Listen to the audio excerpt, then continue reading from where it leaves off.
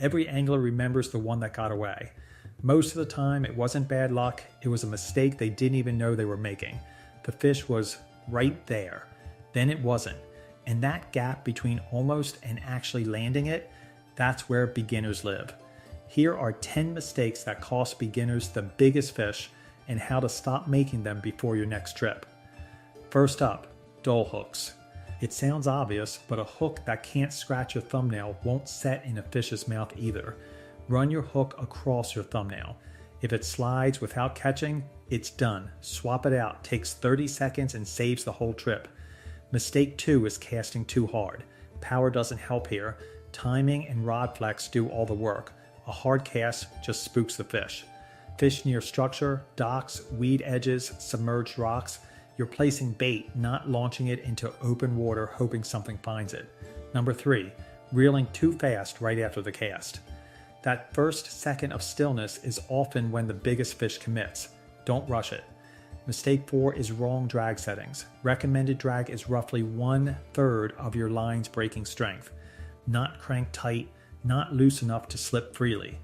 A guide lost a tournament winning bass because boat vibration loosened his drag during transit. He forgot to check before the first cast. Gone.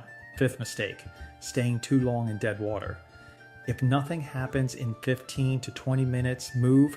Fishing is about locating fish, not waiting them out. 6th mistake is setting the hook wrong. No tension means no connection. Reel down first, create tension, then lift firmly. That sequence matters every time. Setting too early pulls the bait out mid-test. Setting too late lets the fish drop it. The window is short and timing beats strength every time.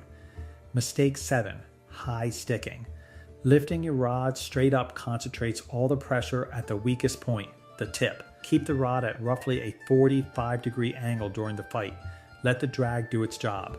Don't muscle the fish, guide it. Number 8, mismatched gear. A bait casting reel on a spinning rod isn't just ineffective. One angler did exactly that in front of a tournament pro. 3 casts in.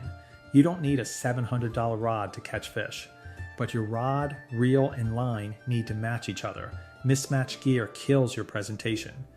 9th mistake, ignoring bait presentation. A soft plastic rigged even slightly crooked moves unnaturally. Fish notice. They've been eating real things their whole lives. Check your bait every few casts. Weeds, damage, a twisted line, any of it makes your lure look wrong. Clean presentation gets more bites, full stop. The 10th mistake is the one that ties everything else together, not replacing old line. Worn line breaks at the worst possible moment, always. Replace your line every 3 to 6 months, depending on how often you fish. Cheap line costs more in lost fish than quality line ever costs at the store. Most beginners focus on one thing, bait or location, and ignore everything else working against them. It's always a combination of small things adding up. The fish aren't the problem. The setup, the timing, the technique, that's where the real game is played. Fix the small stuff and the big fish follow. Every one of these mistakes is fixable. None of them require expensive gear or years of experience. Just awareness and one better decision at a time. One thing beginners almost never think about is knot strength. A knot tied dry loses up to 30% of its rated strength before the fish even shows up. Wet your knot before tightening it, every time. Friction heat from a dry cinch weakens the line right at the connection point, exactly where you can't afford it. There's also the knot selection problem. Beginners learn one knot and use it for everything. But a Palomar knot and an improved clinch aren't interchangeable. Conditions decide. Midday fishing is another quiet killer. Fish push deep when the sun is high and the water warms. You're casting into empty water and wondering why nothing bites. Early morning and late evening aren't just folklore. That's when fish actively feed near the surface. Show up at 6, not 10. The window closes fast. Beginners also fish the prettiest water instead of the productive water. A scenic open cove looks great. Fish live where food lives. Watch the birds before you cast. Diving terns, circling herons, gulls working a patch of water, they're reading the same food chain you're trying to find. Grabbing the line to land a fish is one of those mistakes that feels instinctive. One Colorado bank angler did it, snapped the line and lost the fish and the entire rig. Use a net or wet your hand and grip the fish properly. Grabbing line under pressure is just handing the fish its exit. It will take it. Something that rarely gets mentioned: storing soft plastics together. Z-Man baits and standard plastics chemically react when touching. One angler opened his tackle box to a melted mess. Keep different plastic brands in separate bags. It takes 10 seconds to sort them. Losing a full tray of rig baits mid-trip is a much worse problem. Not reading water depth is another gap. Fish move vertically more than most beginners realize. The same spot that held bass at 7 feet yesterday might be empty at noon. A depth finder doesn't have to be expensive. Even a basic one tells you whether you're fishing a flat bottom or a ledge. That information changes everything. Using the same lure all day is comfortable but costly. Fish pattern match fast. After an hour on the same retrieve, the bite usually dies, and beginners keep going anyway. Change color, change depth, change speed. If something feels off, swap the bait before you swap the location. The fish might still be there, just uninterested in what you're throwing. Weather shifts matter more than most beginners account for. A cold front moving through drops surface temperature fast. Fish go inactive, and the technique that worked yesterday simply won't. After a front passes, slow down everything. Slower retrieve, lighter bait, longer pauses. Fish aren't gone, they're just not chasing. Make it easy for them to eat. Skipping casting practice before a real trip is a preparation mistake that shows up immediately. The first 30 minutes of a guided trip shouldn't be your warm-up session. 10 minutes of backyard practice before a trip is worth more than an hour of frustrated casting on the water. Muscle memory doesn't build itself on the day you need it. There's a mindset trap too. Social media shows pros landing giants on every clip. Those same pros get completely skunked on regular days. They just don't post it. Unrealistic expectations make beginners quit too early, both on a single trip and on fishing altogether. Patience isn't passive. It's an active part of the technique. If you have the right technique at the right time, those trophies will come.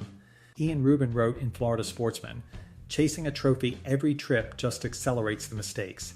The anglers who improve fastest aren't the ones with the best gear. They're the ones who notice what went wrong and change one thing before the next cast. Every trip gives you information. The fish that got away told you something. The question is whether you were paying attention when it did." Rod tip pointing directly at the bait is a mistake that kills your reaction time. When a fish hits, there's nothing left to absorb the strike. Keep a slight bend in the rod during the retrieve. That flex is your buffer. It's the difference between a solid hookup and a pulled bait. Splashy casts and calm, shallow water push fish away before the retrieve even starts. The entry matters as much as where the lure lands. Aim for a soft entry, lure first, minimal splash. In clear, still water, fish feel the disturbance before they see anything. Not researching a spot before arriving is a preparation gap most beginners skip entirely. Satellite maps, local forums, even recent fishing reports take 15 minutes. Showing up blind to unfamiliar water means your first hour is just orientation. That's an hour of productive fishing time handed back to the lake. Fly fishing has its own version of every mistake, and drag-free drift is the one that costs the most fish. A dragging fly gets refused almost every time. Mending the line upstream corrects the drift before drag sets in. Most beginners wait too long, then wonder why the trout ignored a perfect pattern. Wet lures stored back in a closed tackle box rust hooks overnight. One damp compartment can ruin a dozen rigs before the next trip starts. Dry your lures before closing the box. A quick wipe takes seconds. Replacing a full tray of corroded hooks takes money and time you didn't plan to spend. Line weight mismatches hurt more than most beginners realize. Heavy line on a light action rod kills sensitivity. You stop feeling subtle bites entirely.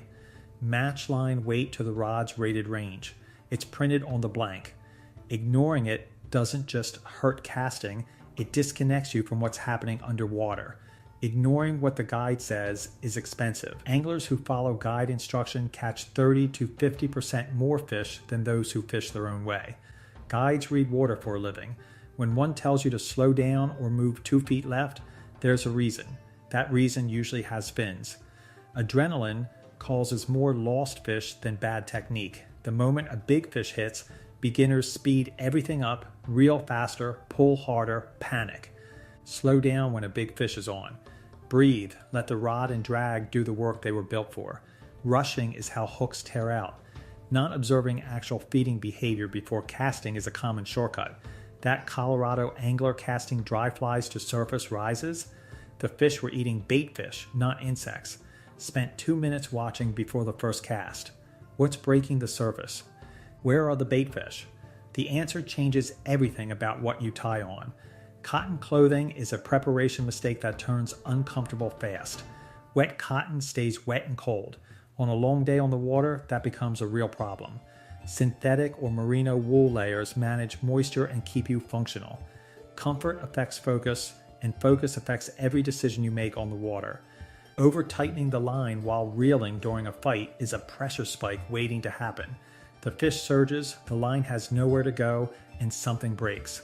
When a fish runs, let it run. Palming the spool or forcing the reel against a strong fish is how you lose both the fish and your confidence. Success in fishing is often subtle. Mistakes are loud. That line "from fishes here" sticks because it's accurate, the errors announce themselves, the wins don't.